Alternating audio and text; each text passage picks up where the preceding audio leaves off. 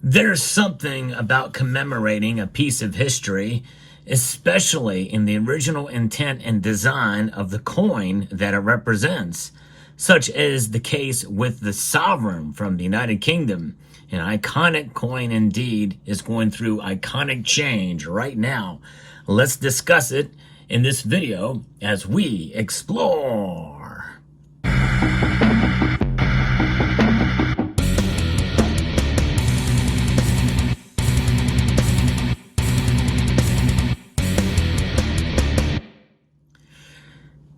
It's amazing the history behind the sovereign coin. The United Kingdom's premier gold bullion coin has been the case for a long time.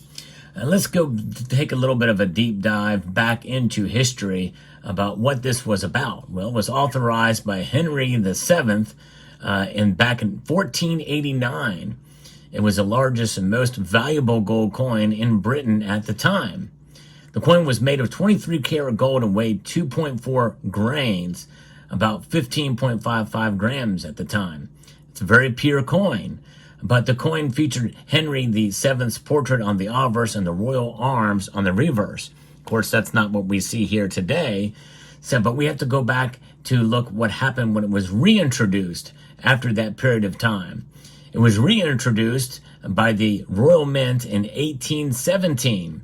But it was made of 22 karat gold, which added a little bit of strength with copper in there as well too. Hence we get the rose gold appearance to it. And these examples here are proof versions of the coin, in a sense, in a way to commemorate the change that's about to happen here. But it is amazing. It's just under a quarter of an ounce of gold, but it has been widely used in transactions in the United Kingdom. And around the world as well. It is the standard bearer, essentially. One of the longest serving and continual use gold coin ever. And with a weight of 0.2354 ounces and a composition of 22 karat gold, which is 917 gold, 917 fine with a balance in copper. It has a diameter of 22 millimeters and a gram weight of 7.98805.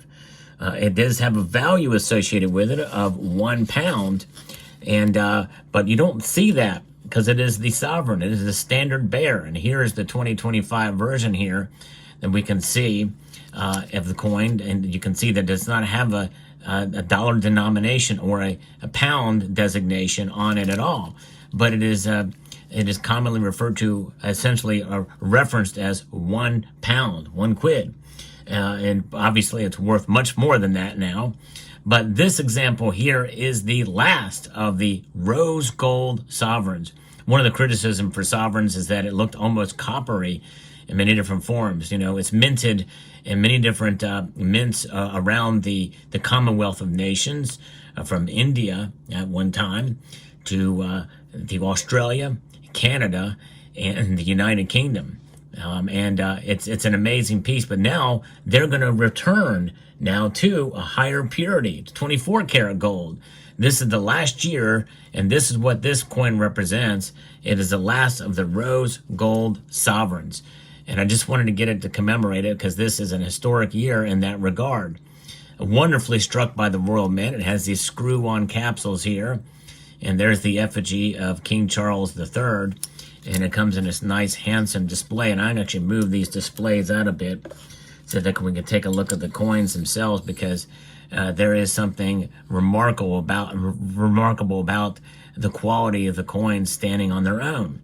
Now, for the first time ever, the Royal Mint has taken it a step further, and they have produced a silver sovereign for the first time. And the silver sovereign is the same designation or specifications other than the weight. Silver is about half as dense, so I think it weighs just over a tenth of an ounce, a little over a tenth of an ounce of silver here. And but of course, you know, you're paying a very high premium for a very collectible product, but these are limited mintage. But it's just the first time they've actually produced an actual sovereign coin here. That's a sovereign silver piece here in the in the collectible form in this silver piece. That's not been done before. And I think in some way to kind of commemorate this yet a step further, the World Mint decided to do that. But it is intriguing and remarkable to see. So the first time in silver, 3 nines fine silver, and the last time in rose gold, sort of a first and last in silver and gold. And it just goes to show you that with a move like this, it makes you wonder, even though the Royal Mint already has the Britannia, which is the standard bearer for silver bullion as well as gold bullion, will they create a silver bullion sovereign? I really don't know what that would look like. Would it continue to be this size? It seems like it would be cost such a high premium, even as a bullion strike, that it really would not be worth stacking, if you will. There are larger sized double sovereigns in terms of silver, or in terms of gold are concerned. Like 1.2 ounces is I think the 5 crown or whatever, what have you. But there's a double sovereign, which is about a half ounce of gold. But will they make a silver sovereign in 1 ounce form, or some sort of equivalent in a sense in that regard, and maybe make it 90%, or maybe even use the old Britannia silver? I don't know what will happen for 2026. Or could this simply just be a piece to commemorate the gold changing the composition? But I thought it was interesting that from that time, that gap between the 1489 and what we see with 1817, where it was a much purer gold content, that they saw this and making this move, switching it, going back to the days of old. Yes, indeed, from Henry VII to the 23 karat, now it'll be 24 karat gold. And it'll be an actual bullion coin that you can buy every year in pure gold form. It's a very, very interesting indeed. I wonder, some in the United Kingdom, what their thoughts on it, if they feel like that is something that is worthy to do, or is it something that they should have just left well enough alone and kept the rose gold variation of it. But things like this are worthy of commemoration, and it's neat to be able to see these coins in different form. The first time ever in history to have a silver sovereign, and the last time ever to see it in rose gold. I just find it kind of intriguing. And this is, by the way, folks, one way to collect gold and silver. Now, it's a very expensive way to do it because of the insane premiums on these pieces, and yes, they were.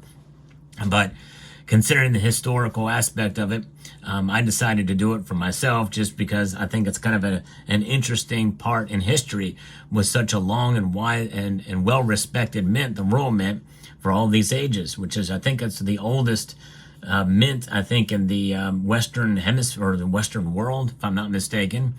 And there's something about that and that standard bearer that the sovereign holds for us all.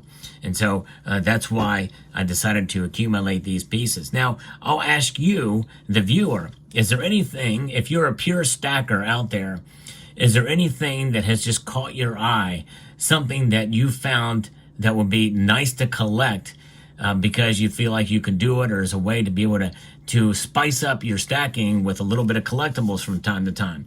If so, let me know in the comment section below what you like to collect outside of the world of stacking. Most of what we talk about on this channel is related to news in the world of precious metals, but it also includes news in a world of coins as well. And this is one of those where we're kind of, recognizing the commemoration of a change, of a shift in the world of precious metals in terms of bullion, and what could come with silver and what will happen with the composition of the gold coin. It's what I like to do here. So if you enjoy content like this, where I give you the latest news of the world of precious metals, I hope you will consider subscribing to the channel and pressing that like button down below. All of that does help. And so what your thoughts are? What are your thoughts in the world of collecting if you're a hardcore stacker with things like this? I would love to know. But this is an interesting take, something of historic significance if you geek out on precious metals of any sort. And these coins mark the occasion so aptly with the 2025 sovereigns in both gold and silver. An amazing thing indeed. So there you have it. So let me know what your thoughts are and what do you think about these coins. I didn't show you the obverse of this. By the way, the side with the monarch is always the obverse. So there it is, Charles III, the obverse of this piece here. And there is the silver reverse. I like the way this looks in silver. Just pretty stunning indeed. And it'll be very interesting to see what it'll look like in pure gold as well, because the color can shift and vary even between some sovereign issues because of the balance and the way the assay is for the metal when it's struck.